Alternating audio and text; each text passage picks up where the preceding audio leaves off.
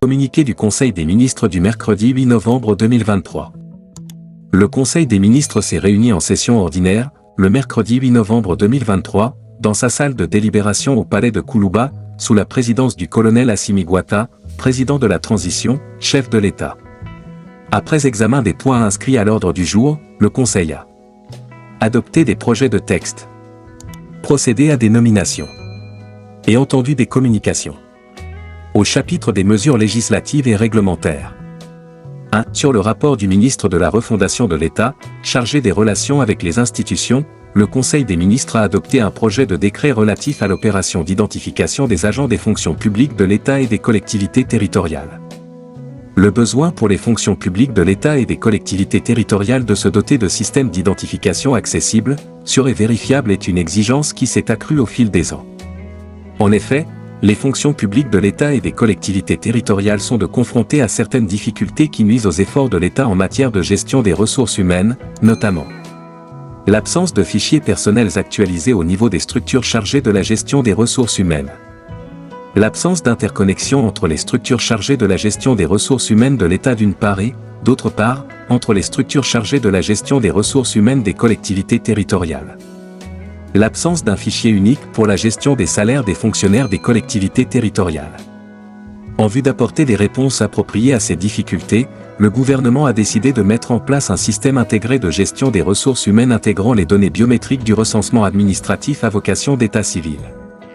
Le projet de décret adopté permettra la mise en œuvre de l'opération d'identification des agents des fonctions publiques avec pour objectif de maîtriser les effectifs et la masse salariale des agents des fonctions de l'État et des collectivités territoriales. De disposer d'une base de données fiable sur les ressources humaines de l'État et des collectivités territoriales. De moderniser la gestion administrative et salariale des fonctions publiques de l'État et des collectivités territoriales. De mettre en conformité les données des fonctions publiques de l'État et des collectivités territoriales avec celles du recensement administratif à vocation d'état civil. De disposer de statistiques sur la situation des agents des fonctions publiques de l'État et des collectivités territoriales. De disposer d'outils de gestion prévisionnelle des emplois et des compétences.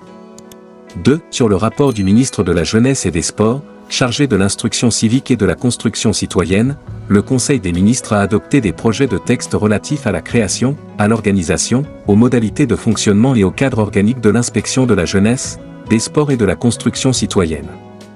Le département de la jeunesse et des sports, chargé de l'instruction civique et de la construction citoyenne prépare et met en œuvre la politique nationale de la promotion de la jeunesse, des sports et de la construction citoyenne. Pour la mise en œuvre de cette attribution, il dispose de plusieurs services et travaille avec des structures associatives reconnues d'utilité publique qui reçoivent les ressources publiques et qui ont besoin d'appui conseil pour renforcer leur gouvernance et la transparence de leur fonctionnement. Malgré ce nombre important de services et de structures, le département ne dispose pas d'une structure de contrôle propre lui permettant de veiller à l'application de la réglementation et d'apporter l'appui conseil nécessaire à leur bon fonctionnement. Les projets de texte adoptés créent l'inspection de la jeunesse, des sports et de la construction citoyenne avec pour mission d'assurer le contrôle et de veiller au respect et à l'application des dispositions législatives et réglementaires, notamment celles relatives à la gestion administrative, financière et matérielle par les services et organismes relevant du ministère en charge de la jeunesse, des sports et de la construction citoyenne. Au chapitre des mesures individuelles. Le Conseil des ministres a procédé aux nominations suivantes. Au titre du ministère de l'Économie et des Finances. Directeur des Finances et du Matériel du ministère des Transports et des Infrastructures. Monsieur Aliou Alarba Traor, inspecteur des Finances. Directeur des Finances et du Matériel du ministère de l'Enseignement supérieur et de la Recherche scientifique. Monsieur Souleymane Traor, inspecteur des Finances. Directeur des Finances et du Matériel du ministère de l'Agriculture. Monsieur Moulay Traor, inspecteur des Finances. Agent comptable central du Trésor. Monsieur Ibrahim Koulibaly, inspecteur du Trésor. Au chapitre des communications. Le ministre de la Santé et du Développement social a informé le Conseil des ministres de la situation épidémiologique du pays marqué, notamment a. Par une stagnation du nombre de cas testés positifs de la maladie à coronavirus par rapport à la semaine précédente. B. Par une augmentation du nombre de cas confirmés de dengue comparé à celui de la semaine précédente. Le président de la transition, chef de l'État a appelé la population au respect strict des mesures de prévention et de lutte contre les maladies. Bamako, le 8 novembre 2023. Le secrétaire général du gouvernement. Mahamadou Dagno. Officier de l'Ordre national.